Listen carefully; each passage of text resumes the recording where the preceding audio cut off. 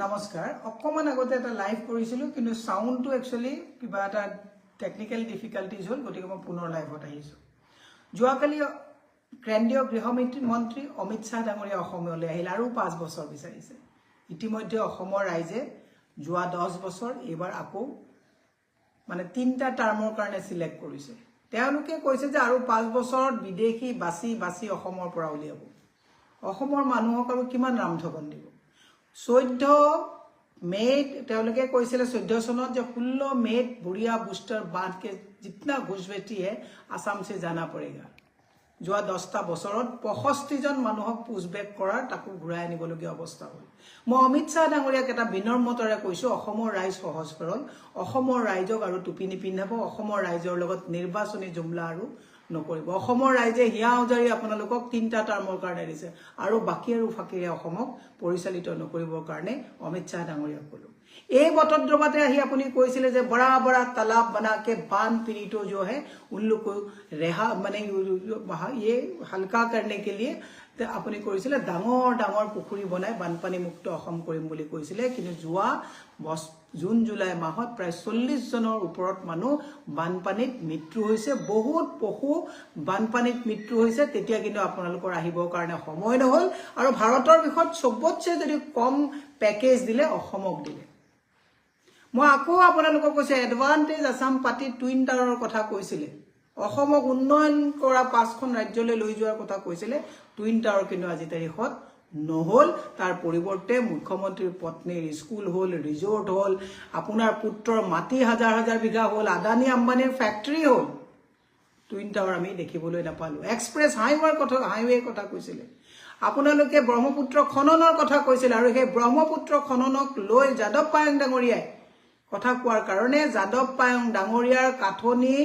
অৰণ্যক আপোনালোকক নকওঁ মই কিয় প্ৰশ্ন আপোনালোকে নকৰিলে কোনো দুষ্কৃতিকাৰীয়ে গৈ জ্বলাই দিয়া হল ইয়াৰ মাজত কোন সিন্ডিকেট আছে কিয় সেই বনাঞ্চল অসম চৰকাৰে ৰক্ষণাবেক্ষণ দিব নোৱাৰিলে তাত এটাও প্ৰশ্ন নকৰিলে কাৰণ যাদৱ পায়ং কোনো ইন্ডিভিজুৱেল নহয় এটা সত্তা যাদৱ পায়ংক ফৰেষ্টমেন্ট অফ ইণ্ডিয়া বুলি ওয়াৰ্ল্ড বুলি মানুহে জানে এটা কথাও আপোনালোকে ক'ব নোৱাৰিলে আমি জাস্টিস ফৰ জুবিন গাৰ্গৰ কথা যেতিয়া অসমৰ কোটি কোটি মানুহে জাস্টিস ফৰ জুবিন গাৰ্গ কলে আপোনাৰ প্ৰধানমন্ত্ৰী আপুনি নিৰ্মলা সীতাৰামন কাৰো কিন্তু সময় নহল জুবিন গাৰ্গৰ এই জাস্টিসৰ ক্ষেত্ৰত মাত দিবৰ কাৰণে মই সেই কাৰণে আপোনালোকক কৈছো আৰু মই আপোনাক এটা কথা কৈছো এইখন সমন্বয়ৰ দেশ এইখনত কোনো বিভাজন আৰু হিংসা আৰু বিদ্বেষৰ দেশ নহয় আপোনাৰ মুখ্যমন্ত্ৰী গৃহ বিভাগৰ দায়িত্বত থকা তেওঁ কৈছে এইখনত কোনো আজান পীৰ বা তেনেকুৱাৰ দেশ নহয় বুলি তেওঁ কৈ পেলে বিভাজন আৰু ঘৃণাৰ যি বাতাবৰণ সৃষ্টি কৰিছে আপোনালোকৰ কেন্দ্ৰীয় কিছুমান মন্ত্ৰী যিবিলাকে ঘৃণাৰ বাতাবৰণ সৃষ্টি কৰিছে এবাৰো প্ৰশ্ন নুসুধিলে যোৱাকালি বটদ্ৰবাত কৈছিলে বটদ্ৰবাত সবতছে এটা ডাঙৰ অসমৰ সমন্বয় আৰু ভাতৃত্ববোধৰ নিদৰ্শন আপোনালোকে হয়তো বাৰুকৈ চকুত পৰিছে গুৰুজনাৰ গোটেই বটদ্ৰবাৰ নিৰলস সাধনা আৰু প্ৰচেষ্টাৰে প্ৰকল্প জিলিকাই তুলিলে নুৰুদ্দিন আহমেদৰ পুত্ৰ এজন হৈছে পুত্ৰ ৰাজ আহমেদ আৰু দীপ আহমেদৰ সহযোগত গুৰুজনাৰ যিবিলাক আসন দশবতাৰ হনুমানৰ মূৰ্তি গায়ন বায়নৰ ভাস্কৰ্য দৃষ্টান্তমূলক শিল্পবিলাকক তেওঁলোকে তুলি আঙুলিৰ পৰশত তাত জিলিকাই উঠিলে এই হৈছে অসম দেশ এখন সমন্বয় আৰু সম্প্ৰীতি আৰু ভাতৃত্ববোধৰ দেশ মই আকৌ আপোনাক কৈছো আপুনি গৃহমন্ত্ৰী আকৌ নিৰ্বাচনী জুমলাৰ কাৰণে আহিছে যোৱাবাৰ যেতিয়া আপোনাক এনডিটিভিত এটা ইন্টাৰভিউত সোধা হৈছিল যে 15 লাখ रुपया सबका अकाउंट में देने का जो वादा किया है यह क्या है আপুনি एनडीटीवी কৈছিল ये निर्वाचनी जुमला है आपको भी पता है सबको पता है ये निर्वाचन का टाइम में बुला जाता है অসমত আকৌ নিৰ্বাচনী জুমলা কৰিবলৈ নাহিবৰ কাৰণে আহ্বান জনাইছো আমাৰ মানে এখন যিখন আমাৰ স্পেশাল ষ্টেট বিশেষ ৰাজ্যৰ যিখন আমাৰ ক্ষমতা আছে তাত আপোনালোকৰ দিনত কৰ্তন কৰা হ'ল আপোনাৰ প্ৰধানমন্ত্ৰীয়ে কৈ গৈছে যে স্মাৰ্ট মিটাৰৰ ক্ষেত্ৰত অসমত আমি অভিলেখ গঠন কৰিলো কিয় গুজৰাটত আপোনালোকে অভিলেখ গঠন কৰিব নোৱাৰিলে 64 লাখ অসমৰ মানুহৰ মূৰত আদানীৰ স্বাৰ্থত ৰামঠগন দি আপোনালোকে লুণ্ঠন কৰা স্মাৰ্ট মিটাৰ আপোনালোকে ইয়াত সংৰূপণ কৰিলে কিয় গুজৰাট ইউপি দিল্লীত কৰিব নোৱাৰিলে বিশেষ প্ৰশ্ন মই আপোনালোকলৈ এৰিলো গতিকে মই আপোনালোকক এটা কথা ক'ব বিচাৰিছো যে আপোনালোকে যে কৈছে আৰু 5 বছৰ দিয়ক বিদেশী বাছি খেদিব কিয় বিপ্লৱ শৰ্মাৰ প্ৰতিবেদনক কিয় ৰূপায়ণ কৰা নহল ছয় জনগোষ্ঠীৰ জনজাতিকৰণৰ কথা কৈ আপোনালোকে ক্ষমতালৈ আহিছিলে যে কাৰ্বি আংলঙত আৰু বড়োলেণ্ডত আজি ডিমা হাছাও সকলোতে আজি তাৰিখত কিয় 6 শিডিউল থকাৰ পিছতো কিয় জনগোষ্ঠীয় লোকসকলে আজি হাহাকাৰ কৰিবলগীয়া হৈছে নিজৰ এমুঠি মাটিৰ কাৰণে পানী দৰত আদানী আম্বানী ইয়াৰ পৰা লুণ্ঠন কৰিবৰ কাৰণে অসমৰ স্বাভিমান আমাৰ ভূমিৰ অধিকাৰ নাইকিয়া কৰাৰ জুমলা আৰু অসমত নকৰিবৰ কাৰণে মই আপোনাক বিনম্ৰভাৱে আহ্বান জনাইছো ট্ৰলাৰসকলে ট্ৰল কৰিব কৰক কোনো আপত্তি নাই কিন্তু অসমক ভাল পোৱা প্ৰতিজন মানুহে নিৰ্বাচনী জুমলাৰ কাৰণে বাৰে বাৰে এতিয়া যে নিৰ্বাচন আহি আছে নৰেন্দ্ৰ মোদী আহি গ'ল অমিত শ্বাহ আহিছে আৰু আহি থাকিব এতিয়া মাহত এনেকুৱাকৈ আহিব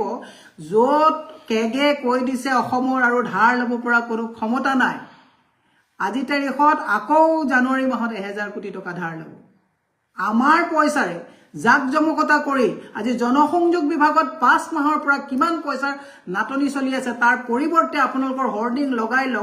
ধাৰৰ বুজাবিলাক আমাক আৰু নিদিব আপোনালোকে ইমান ভাল কাম কৰিছে ইমান ৰিপৰ্ট কাৰ্ড আছে ইমান হৰ্ডিং কিয় লগাবলগীয়া হৈছে ইমান ফটো উঠাৰ চখ নে আপোনালোকৰ আমাৰ মূৰৰ ওপৰত ধাৰৰ বুজা দি আপোনালোকে মানে এই 3 ফুট 4 ফুটৰ দূৰে দূৰে যি বিজ্ঞাপন কৰিছে ইও অত্যন্ত হতাশজনক মই এই কাৰণে কৈছো ধাৰত পুত খৈ যোৱা এখন অসম এই অসমখনত চাৰিওফালে সীমান্তত আমাৰ আজি পিলিংকাটালে যাও আমাৰ মহিলাক মেঘালয়ৰ মহিলাই আহি পেলে চুলিত ধৰি গছকি মাৰিছে সীমা সমস্যা সমাধান কৰিব নোৱাৰিলে আপুনি আৰু আমাৰ বহুবলকি মুখ্যমন্ত্ৰীয়ে গৈ সীমা সীমান্তৰ অৰুণাচলতো আপোনালোকে বহুত ফাইল দেখুৱাইছিলে ন ৰঙা ৰঙা ব্ৰাউন কালাৰৰ ফাইলবিলাক যে সীমা সমস্যা সমাধান হ'ল আজি নাগালেণ্ডত যাওক অৰুণাচল সীমান্তত যাওক মেঘালয় সীমান্তত যাওক মিজোৰাম সীমান্তত যাওক আজি তাৰিখত কোনো সীমান্ততে অসমীয়া আজি তাৰিখে শান্তিৰে থাকিব পৰা নাই